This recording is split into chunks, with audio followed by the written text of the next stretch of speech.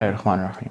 तो आज हम बात करने वाले हैं जो पाकिस्तान में यूट्यूब बैन का एक सिस्टम चल रहा है उसके बारे में। तो सबसे पहले ये बात देखिए कि यूट्यूब बैन करने का कोई ऑर्डर नहीं दिया गया या कोई वार्निंग नहीं दी गई, ये सिर्फ एक इंदिया दिया गया। अब जिन लोगों को नहीं पता इंदिया क्या होता है, इंदिया को इंग्लिश में कहते हैं हिंट। तो सुप्रीम कोर्ट के जज ने ये हिंट दिया है कि हम जो है वो यूट्यूब बैन करना चाहते हैं। ठीक है, उन्होंने कहा कि हमें बैन करना है। अब ये बैन, एक बात इससे जो है वो ज़ाहिर हो जाती है कि ये जो स्टेटमेंट दी है ना, ये स्टेटमेंट बहुत पावरफुल है, क्योंकि इस स्टेटमेंट की वजह से जो है ना इंटरनेशनली पाकिस्तान को जो ये डिजिटली है इससे बहुत फ़र्क पड़ेगा। क्योंकि पहले ही हमने पबजी बैन की हुई है, बीगो लाइव हमने बैन कर दिया है, टिकटॉक को हमने वार्निंग दे दिया, ऊपर से अब हम ये काम जो है वो यूट्यूब के साथ जो है ये बातें कर रहे हैं। तो ये एक बहुत बड़ा जो है इफ़ेक्ट डाल सकता है जो है इस बात पे। फिर आप ये देखें पाकिस्तान जा रहे हैं डिजिटली, ठीक है, एक डिजिटल पाकिस्तान का जो एक विज़न है इमरान खान का।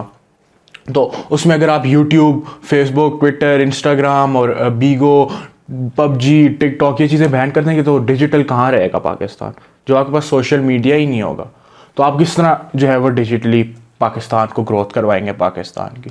अच्छा, तो जज के जो बातें की हैं उन पे करते हैं। उन्होंने जो है ये बात कि बहुत सी कंट्रीज़ में यूट्यूब बैन है और वो कंट्रीज़ जो हैं वो चल रही हैं, उनका निज़ाम चल रहा है। तो पाकिस्तान का भी यूट्यूब बैन के बाद निज़ाम चल सकता है। तो देखिए, हमें इस बात पे गौर करना पड़ेगा कि 3 या 4 ऐसी कंट्रीज़ हैं जिनमें यूट्यूब बैन है। उसके अलावा तमाम की तमाम कंट्रीज़ में यूट्यूब चलता है और जो है वहाँ से लोग अर्निंग करते हैं यूट्यूब से। अब यूट्यूब चलता है और कंट्रीज़ में, और पाकिस्तान में अगर इसको बैन कर दें तो देखें पाकिस्तान में ये जो है ज़र मवाद दलाल आते हैं, ये जो फ़ॉरेन से पैसा आता है वो जब इन यूट्यूबर्स के बैंक अकाउंट से वो डॉलर्स आते हैं तो आपकी कंट्री में बेसिकली डॉलर्स आ रहे होते हैं। तो एक तरह जो है ये आपकी कंट्री की इकनॉमी को भी जो है वो सपोर्ट कर रहा होता है। ठीक है, इससे लोगों का रोज़गार लगा हुआ है। आप ये कर रहे हैं कि आप लोगों को, वैसे ही रोज़गार जो है पाकिस्तान में कम हुआ है, आप उल्टा लोगों से और रोज़गार छीनना चाह रहे हैं। कितने ऐसे यूट्यूबर्स हैं जिन्होंने यूट्यूब को अपना फुल टाइम जॉब बनाया हुआ है ताकि वो जो है वो यूट्यूब से कमाएं और इसी पे अपना फुल टाइम इन्वेस्ट करें। कितने ऐसे हैं यूट्यूबर्स।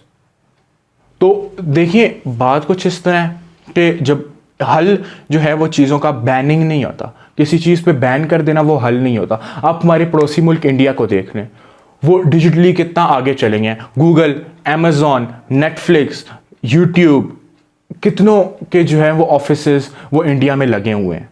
हत्ता कि गूगल का CEO भी जो है वो इंडियन है। जब आप एक कंट्री में यूट्यूब रहने ही नहीं देंगे तो आपको क्या लगता है कि भाई कोई मल्टीनेशनल कंपनी आपको आपके बंदा हायर करेगी, वो बोले कि भाई आपकी कंट्री में ये चीज़ चलती ही नहीं है, आप जहाँ से पढ़ के आए हो वहाँ ये चीज़ चलती ही नहीं है, तो आपको क्या खाक पता होगा इसके बारे में। तो ये जो है ये छोटी छोटी चीज़ें देखनी पड़ती हैं। फिर पिछले दिनों हमारी हुकूमत ने एक बात की थी कि गूगल, फेसबुक और ट्विटर को जो है वो बोला था कि आप अपने सर्वर्स इधर ला के दिखाएं, PTA जो आपको बोलेगा वो आप दिखाएंगे और जो PTA आपको कहेगा हटाओ वो आप हटाएंगे। तो उन्होंने कहा भाई 200 मुल्क हमारी जो है वो सर्विसेज यूज़ कर रहे हैं, अगर चंद एक अध मुल्क जो है वो बीच में से निकल गया तो हमें कोई नहीं, हम खुद ही बैन कर देते, आप बेशक बैन ना करें। तो उस पर जो है फिर हुकूमत संभली। देखिए, इस तरह जो है वो नहीं होता कि आप एक बंदे को फोर्स करें कि आप ये काम करो। आप यहाँ पर जो है बातें कर रहे हैं जी, टेस्ला पाकिस्तान में है, पेपैल पाकिस्तान में है, अमेज़ॉन पाकिस्तान में, नेटफ्लिक्स पाकिस्तान में, या आप उनको बुला रहे हैं और पीछे से आप यूट्यूब बैन कर रहे हैं। अगर वो यही बात देख ले कि इधर तो किसी को पता ही नहीं है, यहाँ वो इन्वेस्टमेंट कर दें अपनी, सपोज कितने मिलियन डॉलर्स की इन्वेस्टमेंट कर दें, और कल को जी हमारी कोई एक बंदा उठेगा नहीं जी इस पर ये बात गलत हो रही है, इसको तो बैन करना है, आप उसको बैन कर दें, उनकी इन्वेस्टमेंट गई, डूब गई। वो क्यों आएंगे इधर जब आपके कंट्री में एक बैनिंग कल्चर चल रहा है कि आप कोई चीज़ एक कंट्री में अपनी ठहरने ही नहीं देते हो, तो वो क्यों जो है वो लगाएंगे, क्यों वो जो है अपनी इन्वेस्टमेंट करेंगे। उनको तो एक वो रिस्क लगाएंगे और वो रिस्क मल्टीनेशनल कंपनीज इस तरह तो नहीं लेती होती। वो आपके मुल्क में तब आएंगी ना जब आपके मुल्क में जो सर्विसेज प्रोवाइडेड हैं इस टाइम पे आप उनको अच्छा करें। आप उनको ही जो है वो साइड पे कर रहे हैं और बोल रहे हैं जो है वो बाहर से और मल्टीनेशनल कंपनीज आपके जो है वो कंट्री में आए।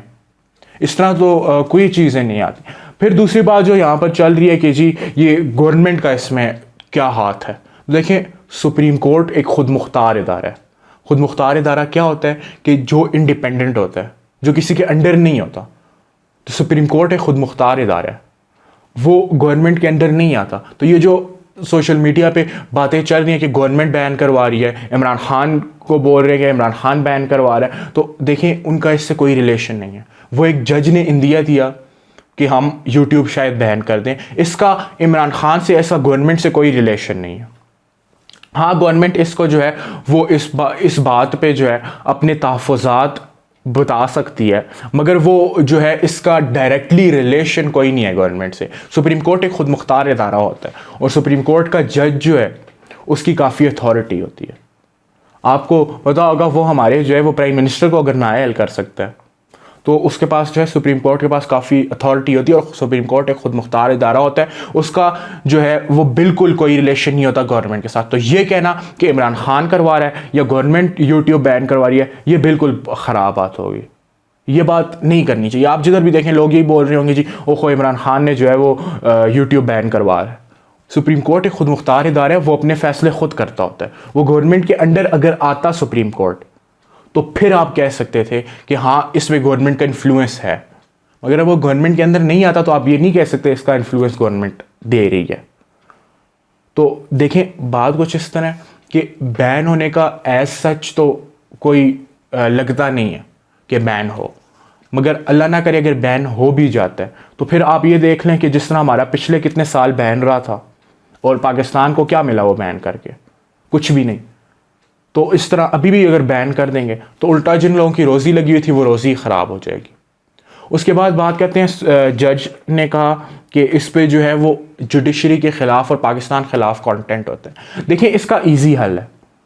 इसका इजी हल ये है कि आप जो है वो पीटीए को बोलें, पीटीए यूट्यूब से रिक्वेस्ट करे और वो कंटेंट जो है आपकी कंट्री से ब्लॉक करवा दें या यूट्यूब से हटवा दें।